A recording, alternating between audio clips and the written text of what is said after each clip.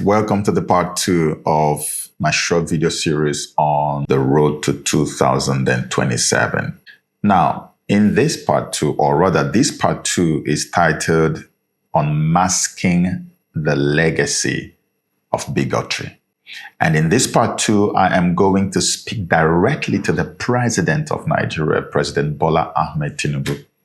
But before I do that, as a true African child who has been taught from infancy that we must respect our elders, but never withhold the truth from them, I want to give all due respect to our president. I want to even dobale fui the way they bow to great in your tribe, the Yoruba tribe. I want to thank you for all the good that you have done, despite a bunch of bad that is being bandied all over the place in the media, despite a lot of accusations, complaints that people have against you. I personally don't believe there's anybody in this world who is 100% all bad and no good. No. People have bad sides to them and they have good sides to them. And even within the last 2 years that you have been the president of Nigeria, people are complaining a lot of things are going bad and wrong in Nigeria, but there are some good that you have done. And I want to applaud you for those. And I want to thank you for the initiative that you have introduced that are people friendly. Even if they are very few in number, it doesn't matter. Whatever good you have done, I want to appreciate you for them and thank you for those. All right? I respect you, Mr. President, as a person. I don't have any problems with you personally.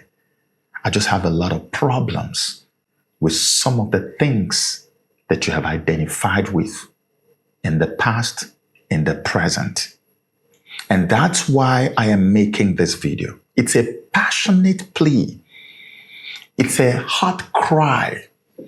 It's been sitting with me for so long, and I felt like there's no way I can continue to live with this.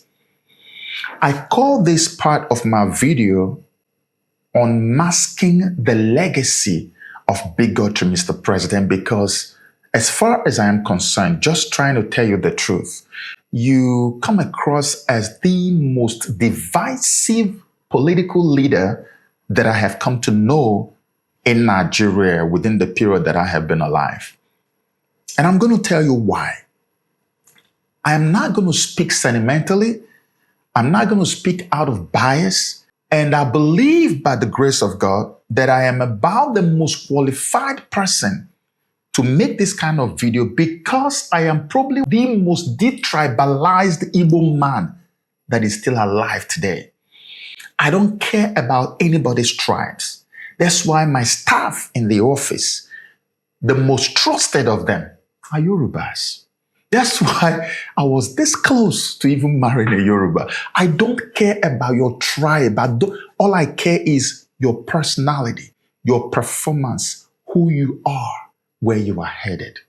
That's who I am. And that's why I feel like I am qualified, even overqualified, to make a video like this, because nobody is ever going to get up and say, hey, he's so biased, he's an ethnic bigot, he's this, he's that. No, you will never say that about me, even from my posts on social media. So rest assured that I am going to speak the truth, only the truth, and nothing but the truth, and that it is going to come from the very bottom of my heart. Mr. President, in 1993, I finished secondary school, high school in the eastern part of Nigeria, and I showed up in Lagos because my parents promised me that once you're done with high school, you will go to Lagos. Lagos is like our New York. Every child's dream is to go to Lagos if you are living in the eastern part of Nigeria or even any part. We all loved and still do love Lagos. And so, in keeping with their promises, they helped me to get to Lagos. And I came to Lagos to live with my cousins. And as soon as I showed up in Lagos, Lagos lived up to all the noise and all the expectations we had about Lagos. It lived up to it. Even beyond, I was very excited, very happy. It turned out that in Lagos, I could connect with people from different backgrounds. All the tribes in Nigeria were in Lagos. I could only connect with maybe one or two while I was in Enugu.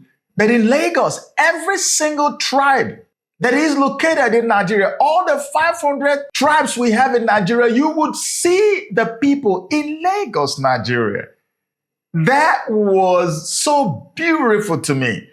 I enjoyed every bit of it. I was meeting people, socializing. It was fun. We were so blinded to tribal consciousness. Nobody was ever treating anybody based on their tribes. I said I would speak the truth. So I'm going to ask people who lived in Lagos within this period to please bear me witness if I am lying. There was no such thing. If you're dealing with somebody who's Yoruba, you didn't even care if they were Yoruba or not. You didn't even remember their tribes. You just dealt with them as your fellow countrymen, as your fellow human beings. This was the life I saw in Lagos. And then came the time when military leadership in Lagos was about to phase out. We had Buba Marwa, who, of course, had this Keke Marwa thing named after him because he introduced it right about the time he was about to leave power.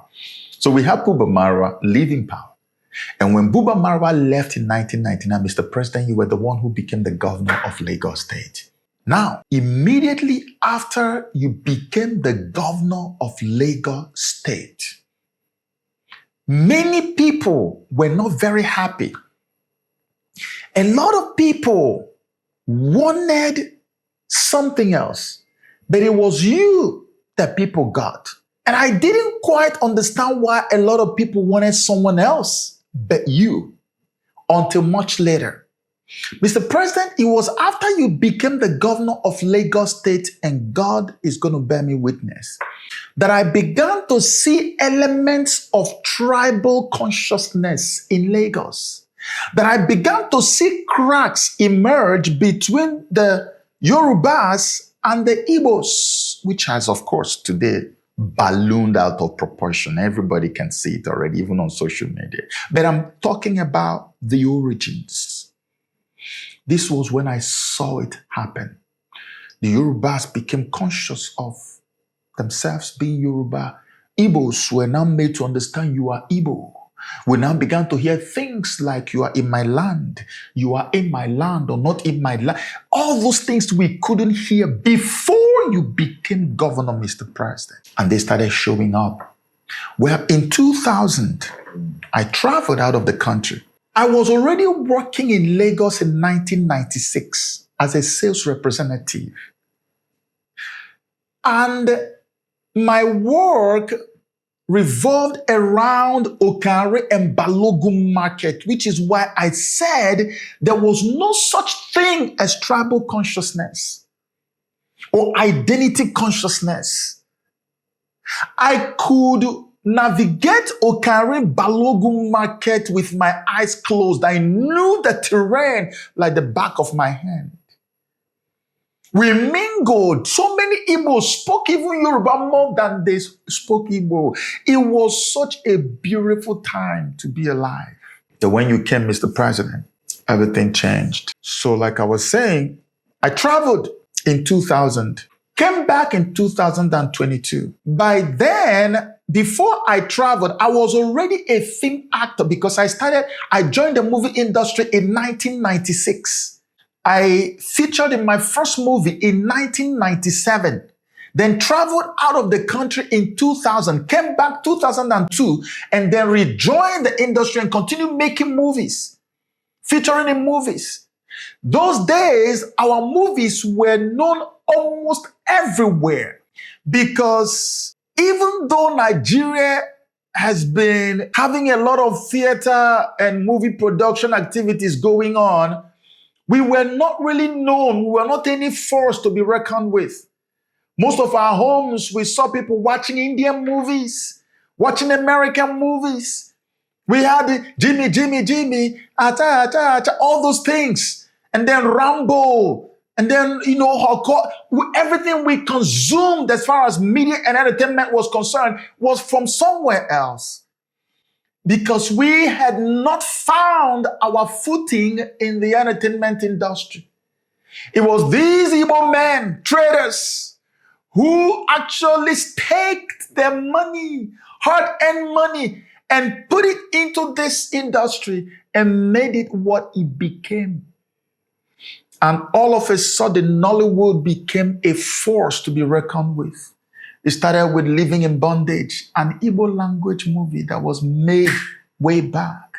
And then other movies followed, and then many of them became English language movies. And we went around the whole place. As at the year 2000, I had only been an actor for just 3 years, but I traveled to the city of Monrovia in Liberia, and even immigration officers were begging to carry my bag.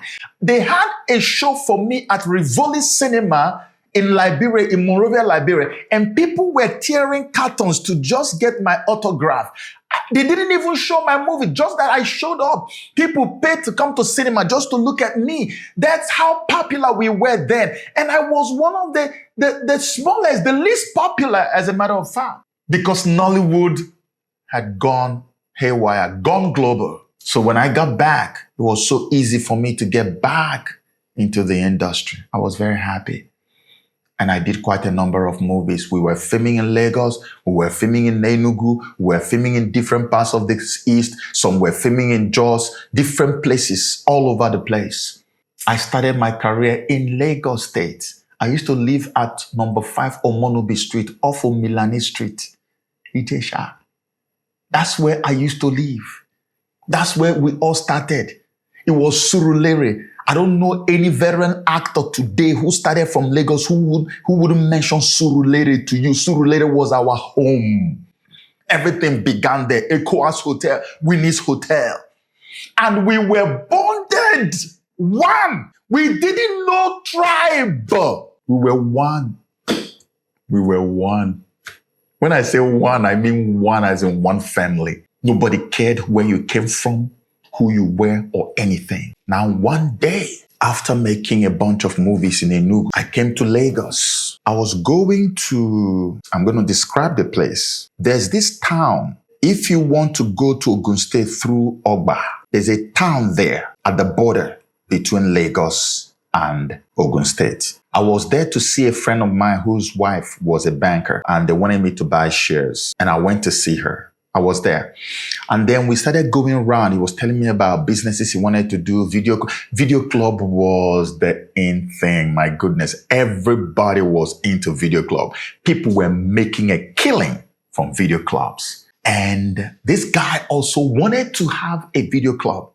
And so after going around his entire place, I went and started interviewing the video club guy, because usually in Lagos, you would see posters of all our movies. They will show up at Iweka Road. You will hear from Alaba, £1 road, Aba, those commercials they used to do. They were all over the place. And you come to Lagos, you will see it in all the video clubs. That was the norm. There was no video club that didn't have posters of new videos, new movies that were released. But this period I went around and I did not see a lot of our new releases. In fact, the posters were missing from all the video clubs. I was so curious, I had to call one of the guys. I said, what is happening? You people don't have recent movies. And that's how I am. And the guy smiled and looked at me. He said, boss, they tell us, make we know they carry again. No. That's in Pidgin. They've told us to stop carrying all these movies. I had to sit down on his bench to ask why. Who told you? What are you saying? He now told me clearly, Mr. President, everything I'm going to report in this video are things I heard directly, not what somebody came and said they said. The guy told me that there was, whether you call it a communique or a decision made, that Yoruba video club owners were now banned from carrying any movie that was not a Yoruba movie. I asked why. They said that these movies, even though they speak English, that they are marketing and promoting Igbo culture, and that is going to stain the Yoruba culture in their people. that they should stop carrying them. This guy told me to my face that they should stop carrying them. And at that time, Yoruba movies were not too many out there. There were just very few. Most of what people were watching were those movies that they call English movies, which many people now call Igbo movies. They refer to it as Igbo movies because most of the themes in those movies are Igbo themed. They talk about Igbo stories. You have people talking about, stories that happen in Igbo land or something like that. Even things that happen in a contemporary world. But most of the actors are mixed. You have Igbo, you have Yoruba, you have Calabar, you have Efik, you have Ijo, you have Hausa, different people. But because the people who fund the movies are Igbos, most of the stories they actually fund are stories that are connected to their tribe. But they are produced in English language. They are not made in Igbo. They are made in English language. And because of that, people were now calling these movies Igbo movies and banned Yoruba video club owners from ever keeping those movies in their video clubs. I thought it was a joke. It wasn't. I looked around and started checking all the video clubs. None of them. The only one guy who had it, I found out, I think he was an Edo guy. But after a short while, nobody had anything called what they call Igbo movies again. This was after the president had become governor of Lagos and introduced tribal consciousness, introduced a crack, introduced bigotry into the system, trying to create enmity where none existed before. This was part of it. Now, this thing that I saw confused me. It bewildered me. It made me so downcast and depressed that I couldn't get over it. I began to ask myself, the Igbos who make these movies, in all honesty, and please go and fact check me, go and ask anyone, because I know that I was there when it all started. I may not have been there the first time that this whole revolution began, but I was not too far away. I didn't join the industry too far away from when they started. 1996 is not 2016. I started early enough to know that these guys never had any agenda for Igbo dominance or to permeate and perpetuate our culture for any reason. They didn't even have any agenda for global expansion of the industry. They were the typical businessmen who just wanted to make money. And the moment they saw that the industry exploded and the money was coming, boom, they were pouring money into it. And because they were Igbos, they were bringing stories. People who were writing were bringing stories. Even some Yorubas will write Igbo-themed stories and bring to them. And they found nobody had any written or planned agenda to dominate anybody. Mark my words. It was just an innocent expression of their entrepreneurial spirit. And now it was mistaken for dominance. You can imagine the shock I had. We had too many Yoruba people that we were doing things with. We had Shola Shobowale, who I used to call my girlfriend. Ayomogaji, Uncle Olu Jacobs, who became my mentor. You saw when they said he was sick, and I saw it. I was one of the first persons to put out a video begging everybody to put him in prayers. That even if he's in a vegetative state and he's still alive, it's okay for me. I love him that much. We were like brothers and sisters born of the same parent. Jide Kosoko was always in the East making movies. Baba Suwe, all of them. No discrimination, nothing whatsoever. Ask anyone that is watching this video today. All of a sudden, we're now seeing this. So when this happened, I said, okay, I'm going to do a little bit of research into this to find out. So I started talking to a few of those, my friends, my brothers. I call them brothers, Yoruba brothers that were practicing the industry together and all of that. And now something very mind-boggling was revealed to me. So it was this brother who came to me and said, Joe, I'm going to tell you the truth. This is what is happening. So what you're witnessing is the execution of an agenda, a well-crafted agenda for Yoruba dominance. in all spheres of human endeavor in Nigeria, from media and entertainment to journalism to civil service to banking and finance to artisans to everything. And then in the end, to even politics, governance. I said, bro, what are you talking about? He said, my brother, this is not wishful thinking. There is a well-articulated written booklet, a blueprint for this, that this is just the foundational stage. It's just a tiny little beginning you're watching, that this is a huge, massive program that will be unleashed, and that you, Baba Tinubu, is the brain behind it. This guy told me this. I was mute for a very long time. I couldn't speak. I said, now it makes sense why all of a sudden the Yoruba person next to me is suddenly becoming aware of my Igbo-ness. And now I'm being very conscious of a Yoruba person. And the Hausa is big. Suddenly we are now seeing the cracks. We are now seeing the divisions that we never saw before.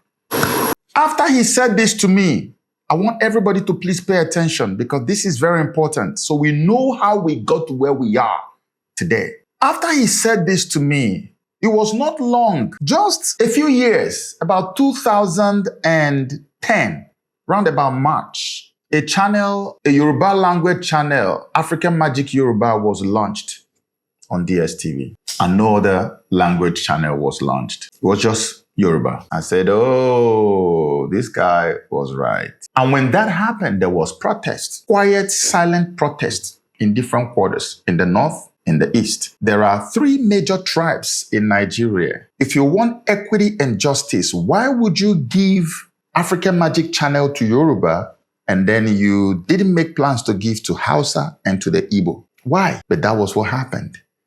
It was not until 2014, 4 solid years later, that they caved into the protest and launched one for the Hausas. The argument had always been that why should Igbos even join the people who are protesting this language channel? Because after all the other channels on DSTV that show Nigerian movies, they are promoting your own culture. So why should you be talking and be asking for a channel dedicated to your language? Igbos, you should not open your mouth and join this discussion. So even when the Hausa one was launched 4 years later after the Yoruba one, they still did not give to Igbos. But Igbos did not give in. They said, we are not the only ones making English movies that promote culture. There are a few Yoruba movies also that promote Yoruba culture. They are in English. So why should you now vilify us? Why should we be punished for our creativity? If you give to these people, give to us. It's a level playing field. It still didn't happen until there was a change in leadership.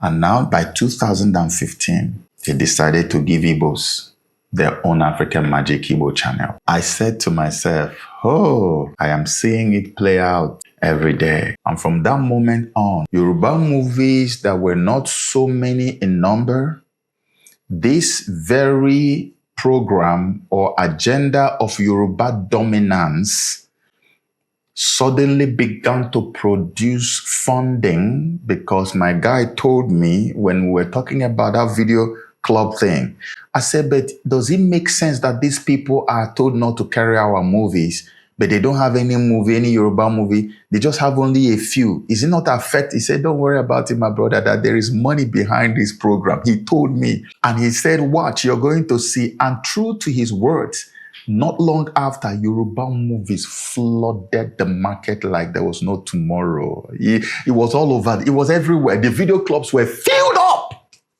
So money has been earmarked for this agenda to be executed with success. The agenda of division, of dominance over people you can never dominate, even in 1,000 lifetimes. Should I call it an experiment? I don't know. But this is only just beginning. We're talking about DSTV. Then what about music industry? I am very happy that every person who has spoken to me and revealed the truth to me in this my story, every single one of them are Yoruba people. Not a single non-Yoruba revealed any truth to me about what is happening. And these are people, highly placed individuals who were in the center of everything. That's how much they trust me. That's how much they love me, and I love them. And nobody can ever stop me from loving the humanity in any human being. They call me brother. They say, Joe, I know you may not know, but I'm going to tell you. This is what is happening. I called one of my other brothers, a Yoruba guy, popular, I won't mention his name. DJ, done one or two things on a few radio stations. And I said, bro, what's happening? I'm noticing that non-Yoruba music artists are fading out gradually. What's going on? Unless you are speaking Yoruba in your music or you are a Yoruba person or something, nothing happens with the music. It just fades away. What's happening? He said there's a plan. He didn't know someone had told me. This one didn't know that my guy in the movie industry had told me what was going on. So I was already in the know, but I wanted to hear from him. He told me, okay, so I'm going to mention this person. Should I mention? Should I not? So this person, I won't mention the name, but this person is somewhat affiliated with some activities at Cool FM. That's all I can say. Was affiliated, so there's no way you can even tell who it was. This person told me that DJs were now brought into a clique and advised, sensitized not to allow any non-Yoruba music see the light of day. They will have to decide which ones will survive or succeed and which ones will not. He told me to my face. Every time I hear these things, my heart will just go, oh, like how? And then I began to watch. And because, many people don't know that for any music to make it, you have to give it frequent, constant airplay. There are some music that would not even have made any sense. If you play it repeatedly on radio, it becomes a hit. If any DJ wants to kill your song, they will play it. People will enjoy it, love it so much. They will just play it once or twice a day, 3 times a day, or maybe 2 times a day. And then after a week or two, they stop. They cut it off. That beautiful song that would have been catching fire all over the place will just die a natural death. Because if people are not listening and hearing it, how will they now call it a trend? How will it trend? And not only that, we're talking about DJs in different spheres, DJs on radio stations, DJs that go to events. When they come to an event, they are not meant to play it. This song is hitting. People are looking for it, where to download. Yet you come to event, you don't hear the song. The lineup of songs don't contain that song. You go to radio station, you don't hear it. Naturally, you have reclined to that. The song just dies on its own. But if they play it repeatedly, and then you go to an event, you still see it played, that's when it becomes a hit. The artist begins to make money.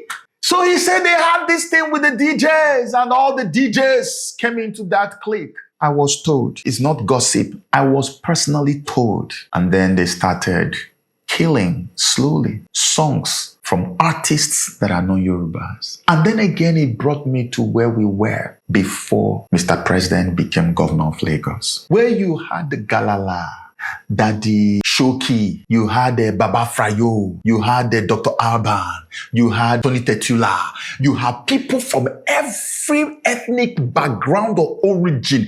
Everybody, Two-Face Idibia, them came out. Benway, people just express themselves. If you are creative, show your creativity. If it is good and the people love it, let it make you money. The Bible says the gift of a man maketh him way. Nobody was stopping anybody from shining. There was no agenda. Now there's an agenda. And one thing the guy said to me that I will never forget, this one has been ringing in my head. It's more than maybe 15 years. It's been there till this day.